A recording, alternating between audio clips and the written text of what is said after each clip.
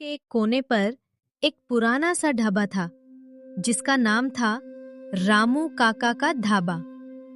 ये सिर्फ ढाबा नहीं था, ये उन लोगों का सहारा था जो भूखे थे या तन्हा थे।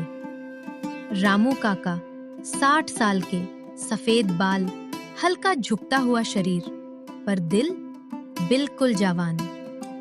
उनके साथ काम करता था 14 साल का छोटू, जिसकी आंखों में बड़े सपने थे पर जेब में सिर्फ जिम्मेदारी। तेज बारिश हो रही थी, ढाबा लगभग खाली था और तभी एक चमकती हुई कार ढाबे के सामने रुकती है। कार से निकलता है एक आदमी, महंगी घड़ी, ब्रांडेड कपड़े और आंखों में हल्का सा घमंड। उसका नाम था विक्रम।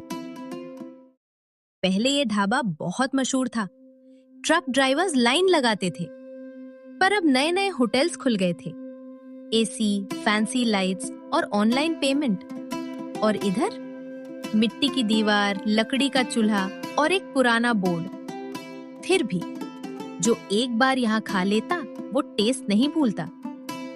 रामू काका कहते थे, खाने में मसाला कम हो सकता है, पर नीयत साफ होनी चाहिए। उनकी पत्नी 5 साल पहले गुजर चुकी थी। तब से वो और छोटू ही ढाबा संभालते थे। छोटू अनाथ था, रामू काका ने ही उसे अपनाया था। वाली रात, उस दिन तेज बारिश थी, रोड लगभग खाली। रामू काका ने सोचा, लगता है आज भी नुकसान होगा। तभी एक ब्लैक कार रुकती है। छोटू हैरान।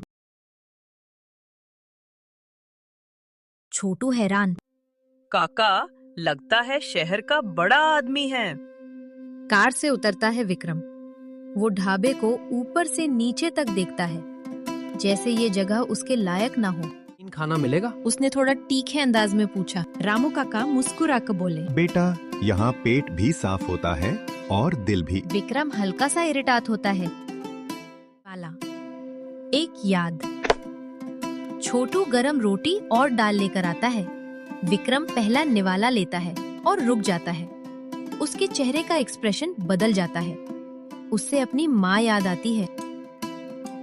कि माँ सिंपल खाना बनाती थी, पर जब से वो शहर गया, बिजी हो गया।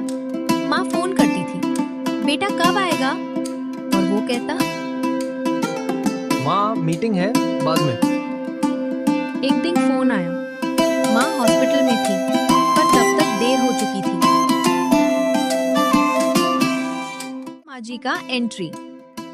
तभी एक बूढ़ी औरत भेगी हुई ढाबे के बाहर खड़ी थी। छोटू धीरे से कहता है, काका, ये रोज आती है, पर पैसे नहीं होते। रामू काका तुरंत थाली लगा देते हैं। विक्रम देख रहा होता है। वो पूछता है, नहीं देती फिर भी खाना? रामू काका शांत आवाज में कहते हैं, भूख पैसा देख के नहीं आती बेटा। ये लाइन विक्रम के दिल को छू जाती है। का खुलासा। खाने के बाद विक्रम उठता है। वो पूरे ढाबे को देखता है, फिर धीरे से कहता है, ये जमीन, ये जगह मेरी कंपनी खरीदने वाली है। छोटू घबरा जाता है। रामू काका चुप हो जाते हैं। विक्रम कहता है, यहाँ बड़ा होटल बनेगा। सरला माँ जी के हाथ से रोटी गिर जाती है। रात को विक्रम कार में बैठता है, पर इंजन स्टार्ट नहीं करता। उसके दिमाग में माँ की आवाज गूंजती है, बेटा पैसा सब कुछ नहीं होता। वो वापस ढाबे में आता है और कहता है, मैं ये जमीन नहीं लूंगा, ढाबे को मैं रेनोवेट करूंगा, पर नाम वही रहेगा, रामू काका का ढाबा। छोटू की आंखों में आंसू। सरला माँ जी हाथ जोड़ लेती हैं। विक्रम धीरे से बोलता है, शायद मैं माँ का कर्ज नहीं चुका सकता, पर किसी और माँ को भूखा नहीं रहने दूंगा।